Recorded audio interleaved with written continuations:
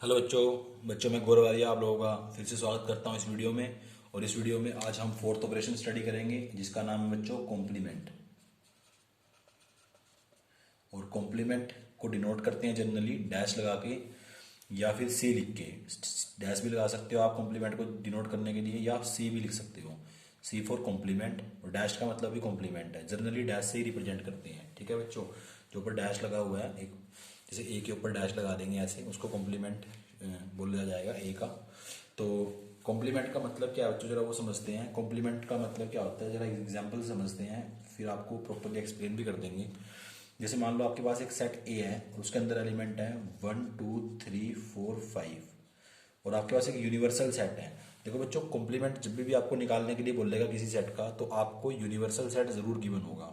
बिना universal set के आप किसी सेट का कॉम्प्लीमेंट निकाल ही नहीं सकते। ठीक है, तो यूनिवर्सल सेट बहुत जरूरी है बच्चों कॉम्प्लीमेंट निकालने के लिए। तो मान लेते हैं यूनिवर्सल सेट हमारे पास ये है, और ये सेट आपको ऊपर दे ही रखा है, गिवन ही है। ठीक है बच्चों, तो अब आपने कॉम्प्लीमेंट निकालना है। तो ए के कॉम्प्लीमेंट को आप ऐसे भी डिनोट कर सकते हो, या फिर ए के कॉम्प्लीमेंट को आप ऐसे भी डिनोट कर सकते हो, आपकी मर्जी है। दोनों ये की बात है, लेकिन जनरली ए डैश से ही रिप्रेजेंट करते हैं कॉम्प्लीमेंट को। तो मैं अभी ए डैश से ही रिप्रेजेंट करूंगा। तो ए डैश का मतलब बच्चों कॉम्प्लीमेंट। अब देखो कॉम्प्लीमेंट काम क्या करेगा वो जरा ध्यान से सुनना। कॉम्प्लीमेंट में क्या होता है बच्चों, कॉम्प्लीमेंट का मतलब होता है भाई ए के एलिमेंट छोड़ के जितने एलिमेंट बच गए हैं। तो देखो ए और यूनिवर्सल सेट दो ही सेट यहाँ पे मौजूद हैं। और ए कॉम्प्लीमेंट का मतलब क्या है कि ए के एलिमेंट को छोड़ के, मतलब ए कॉम्प्लीमेंट का मतलब होता है नोट ए। ठीक है ना बच्चों, ऐसे समझ लो कि ए का कॉम्प्लीमेंट का मतलब है नोट ए। जैसे यहाँ पे आपको पता है बच्चों, यूनियन का मतलब होता था कंबाइन करना, इंटरसेक्शन का मतलब होता था कॉमन निकालना। ठीक है बच्चों, डिफरेंस का मतलब आपको पता था ओनली ए। और यहाँ कॉम्प्लीमेंट का मतलब क्या है बच्चों, नोट ए। तो देखो ए ये लिखा हुआ है, और यहाँ पे लिखा हुआ है ए का कॉम्प्लीमेंट मतलब नोट ए, यानी ए के एलिमेंट नहीं आने चाहिए इसके अंदर, यूनिवर्सल के आ सकते हैं। तो ए कॉम्प्लीमेंट का मतलब होता है बच्चों, ए वाले एलिमेंट छोड़ने हैं आपने नोट ए, और यूनिवर्सल वाले सारे लिखने हैं। तो देखो यूनिवर्सल के कौन कौन से एलिमेंट ऐसे हैं जो ए में नहीं जा रहे। देखो ये 6 7 और 8, ये तीन ही एलिमेंट ऐसे हैं जो ए में नहीं जा रही, मतलब ए के एलिमेंट नहीं है। तो आपने क्या करना है, ए कॉम्प्लीमेंट में यूनिवर्सल सेट के सारे एलिमेंट लिखने हैं ए वालों को छोड़ के। देखो ये वाले एलिमेंट तो ए में भी जा रहे हैं ना, ये वाले एलिमेंट आपके ए में भी जा रहे हैं, तो आपका ए कॉम्प्लीमेंट का आंसर आ जाएगा 6 7 8। मेरे ख्याल से आपको कॉम्प्लीमेंट समझ में आ गया है। एक दो एग्जाम्पल और ले लेते हैं बच्चों इसके ऊपर। अगला एग्जाम्पल और ले लेते हैं, ये फर्स्ट एग्जाम्पल था, ये सेकंड एग्जाम्पल और ले लेते हैं। मान लो आपके पास बी सेट गिवन है, और बी सेट के एलिमेंट हैं 3 7 4 8, और आपका यूनिवर्सल सेट है 1 2 3 4 5 6 7 8 और 9। तो ये आपका यूनिवर्सल सेट, और आपने बी का कॉम्प्लीमेंट निकालना है। तो मैंने क्या कहा था, बी के एलिमेंट छोड़ने हैं आपने, नोट बी। अगर ए की कॉम्प्लीमेंट की बात हो रही है तो नोट ए, बी की कॉम्प्लीमेंट की बात हो रही है तो नोट बी। तो बी के एलिमेंट इसके अंदर नहीं आने चाहिए, तो बी वाले एलिमेंट आपने छोड़ने हैं। तो अगर बी के छोड़ने हैं तो लिखने किसके हैं, यूनिवर्सल के लिखने हैं। यूनिवर्सल के एलिमेंट लिखने हैं पर बी वाले छोड़ देने हैं। देखो ये एलिमेंट बी का नहीं है लेकिन यूनिवर्सल का है तो लिख दिया आपने। ये वाला एलिमेंट बी का नहीं है, यूनिवर्सल का है तो लिख दिया आपने। ये वाला एलिमेंट यूनिवर्सल का है पर बी का भी है, तो ये लिखना नहीं है आपने। 3 आप नहीं लिखोगे, क्योंकि जो 3 तो देखो यहाँ पे भी आ रहा है ना, 3 आप नहीं लिख सकते। 4 देखो, 4 यूनिवर्सल का भी है और बी का भी है, तो ये भी आप नहीं लिख सकते कॉम्प्लीमेंट के अंदर। 5 देखो सिर्फ यूनिवर्सल का है, तो आपने सिर्फ यूनिवर्सल वाले एलिमेंट लिखने हैं। 6 देखो बच्चों, सिर्फ यूनिवर्सल का है तो आपने लिख दिया। 7 यूनिवर्सल का भी है और बी का भी है, बी वाले तो आपने लिखने ही नहीं है, नोट बी की बात हो रही है या नोट ए की बात हो रही है। ठीक है बच्चों, तो 8 देखो जरा, 8 भी आपका इसमें भी आ रहा है और बी में भी आ रहा है, तो आपने लिखोगे। 9 देखो, 9 यूनिवर्सल का है पर बी का नहीं है।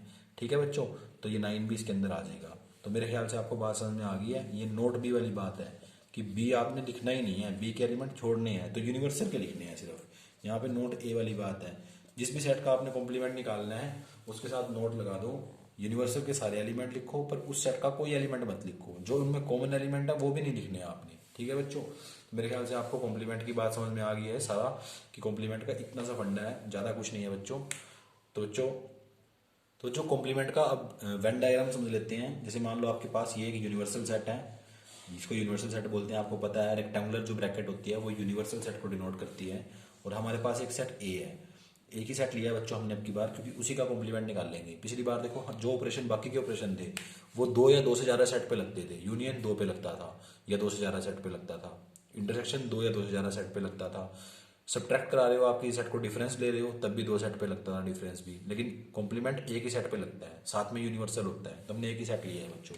अब ए कॉम्प्लीमेंट लिखेंगे बच्चों। ए कॉम्प्लीमेंट का मतलब क्या था, नोट ए, यानी ए के एलिमेंट आपने छोड़ने हैं, यूनिवर्सल वाले लिखने हैं। तो देखो शेडेड रीजन से किसको शो करोगे, फिर आप इस रीजन को शो करोगे। देखो ए वाले आपने छोड़ दिए, और आपने शेडिंग कहाँ पे की है, या ए कॉम्प्लीमेंट को आपने कहाँ शो किया है, जहाँ पे ए नहीं आ रहा। ठीक है बच्चों, यूनिवर्सल वाले एलिमेंट पे आपने शेडिंग कर दी है, मतलब ए के एलिमेंट आपने छोड़ने हैं। ए की कॉम्प्लीमेंट का मतलब क्या है कि ए के एलिमेंट को छोड़ के बाकी सब कुछ, यूनिवर्सल का सब कुछ।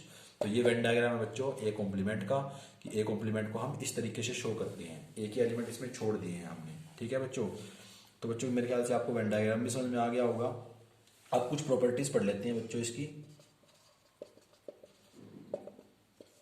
तो ये कॉम्प्लीमेंट की प्रॉपर्टीज यहाँ पे लिखूंगा मैं कुछ एक। ठीक है, तो फर्स्ट प्रॉपर्टी बच्चों इसकी है कि अगर आप किसी सेट का कॉम्प्लीमेंट कर देते हो, यूनियन कर देते हो उसके कॉम्प्लीमेंट के साथ, यहाँ पे एक सेट है, यहाँ पे उसका कॉम्प्लीमेंट है, और दोनों को आपने मिला दिया।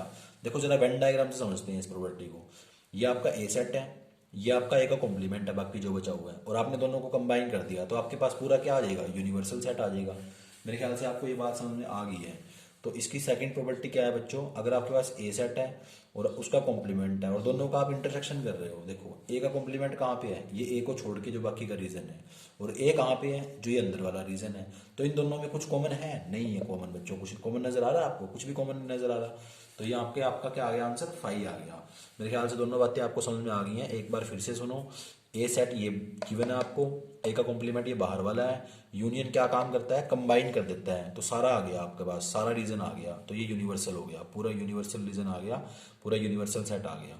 तो ए यूनियन ए कॉम्प्लीमेंट का आंसर क्या है, यूनिवर्सल सेट। ये प्रॉपर्टी बड़ी इंपॉर्टेंट है बच्चों, बड़ा यूज होती है। जितनी भी प्रॉपर्टी मैंने आपको कराई है वो आपके लिए मस्ट है बच्चों, अदरवाइज प्रॉपर्टीज के बिना आपसे 1.6 एक्सरसाइज और मिसलेनियस बिल्कुल भी नहीं हो पाएगी। तो ये जरूर ध्यान रखना, प्रॉपर्टीज को अच्छे से रिमाइंड कर लो। सेकंड वाली प्रॉपर्टी क्या कहती है, ए ये रहा बच्चों, ए का कॉम्प्लीमेंट ये बाहर है, तो इन दोनों में देखो इंटरसेक्शन यानी कॉमन एलिमेंट, तो इन दोनों में तो कुछ भी एलिमेंट कॉमन नहीं है, तो फाइव आ गया।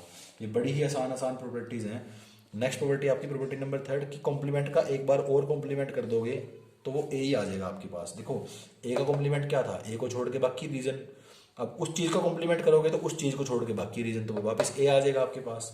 तो बड़ा ही सिंपल है, दो बार अगर आपने कॉम्प्लीमेंट कर दिया तो आपके पास दोबारा से ए ही आ जाएगा।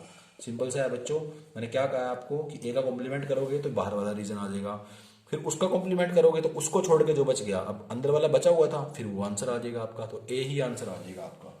तो बच्चों नेक्स्ट चलते हैं बच्चों, फाइव है। मान लो आपने फाइव का कॉम्प्लीमेंट किया। अब देखो फाइव का मतलब क्या है, देखो यूनिवर्सल सेट है, फाइव का मतलब यहाँ पे जो सेट है उसके अंदर एक भी एलिमेंट नहीं है, खाली सेट है, कोई सेट नजर ही नहीं आ रहा आपको। उसका कॉम्प्लीमेंट करोगे, उसको छोड़ के बाकी सब कुछ लिखना है आपने, तो पूरा यूनिवर्सल पड़ा हुआ है, तो उसको छोड़ के पूरा यूनिवर्सल लिखा जाएगा।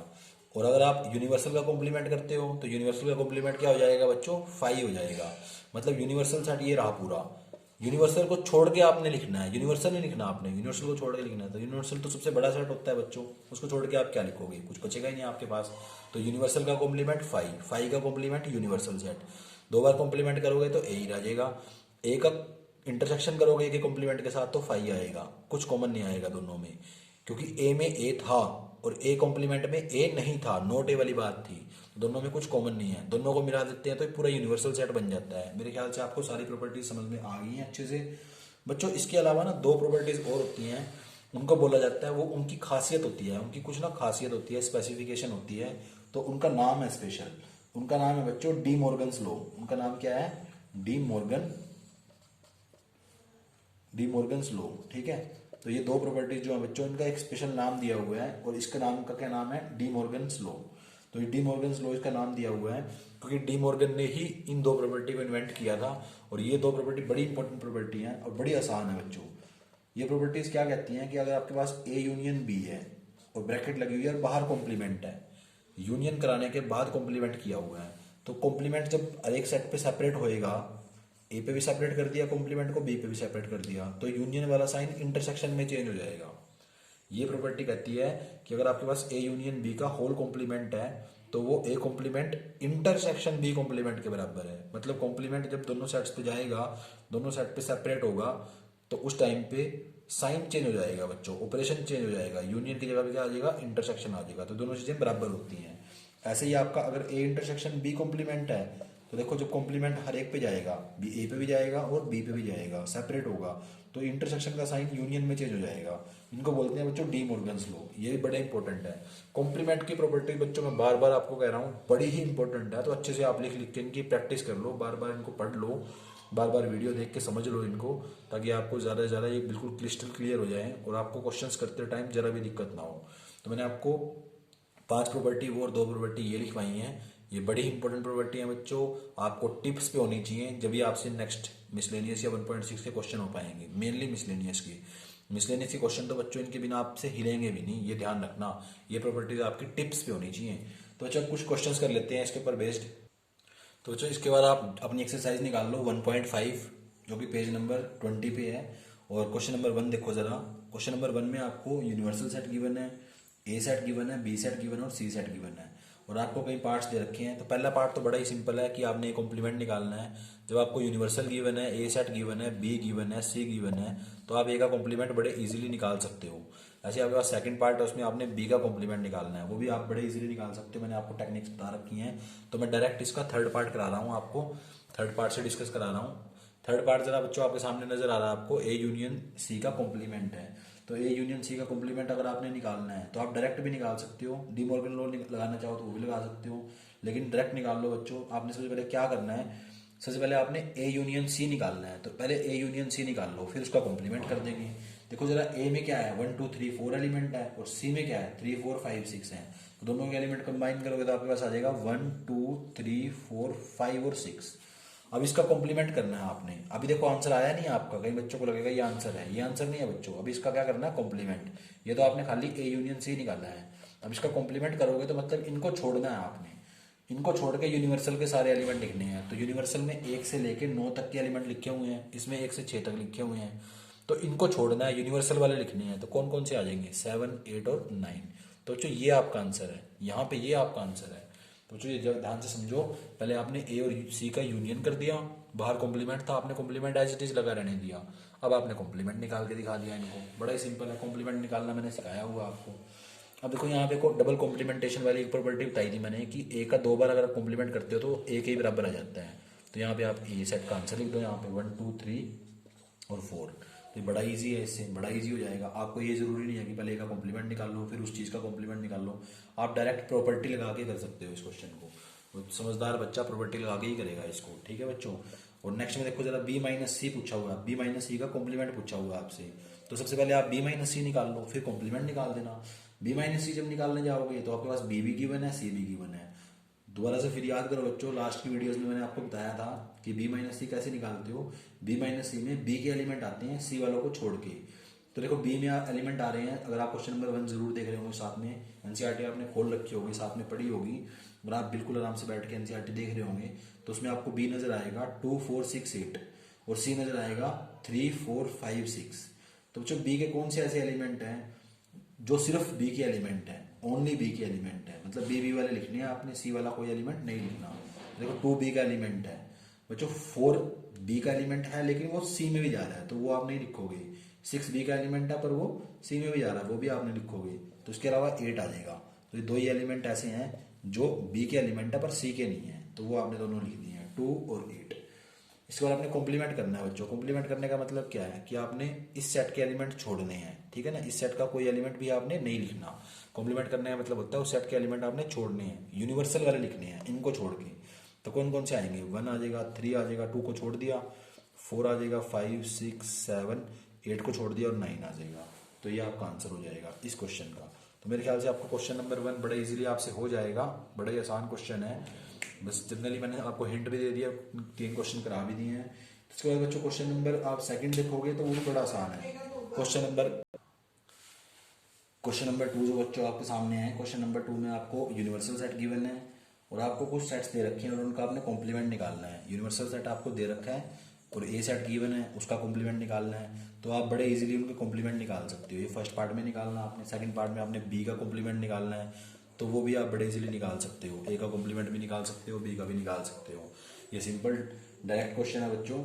इसके बाद बच्चों जो क्वेश्चन हम लोग डिस्कस करेंगे वो है क्वेश्चन नंबर, बच्चों जरा क्वेश्चन नंबर 7 देखो, 1.5 एक्सरसाइज का ही क्वेश्चन नंबर 7 है। बच्चों मैंने आपको क्वेश्चन नंबर 1 और 2 करा दिए हैं, क्वेश्चन नंबर 7 करा रहा हूँ आपको, बाकी क्वेश्चन के बाद डिस्कस करेंगे। क्वेश्चन नंबर 7 जब आप देखोगे तो ये काफ़ी इंपॉर्टेंट भी है, 1 मार्क के क्वेश्चन आ जाते हैं कई बार इसके अंदर से। तो ए यूनियन ए कॉम्प्लीमेंट है बच्चों, तो इसकी बच्चों डायरेक्ट प्रॉपर्टी होती थी। क्या प्रॉपर्टी होती थी कि ए में अगर आप ए का यूनियन कर दोगे आप ए के कॉम्प्लीमेंट के साथ, तो आपका आंसर आ जाता है यूनिवर्सल सेट। इसी तरीके से अगर आप ए का इंटरसेक्शन कर देते हो ए के कॉम्प्लीमेंट के साथ, तो उसका आंसर आ जाता है फाई। ये मैंने आपको कॉम्प्लीमेंट की प्रॉपर्टीज में समझाया भी था, तो आपने डायरेक्ट आंसर लिखने हैं।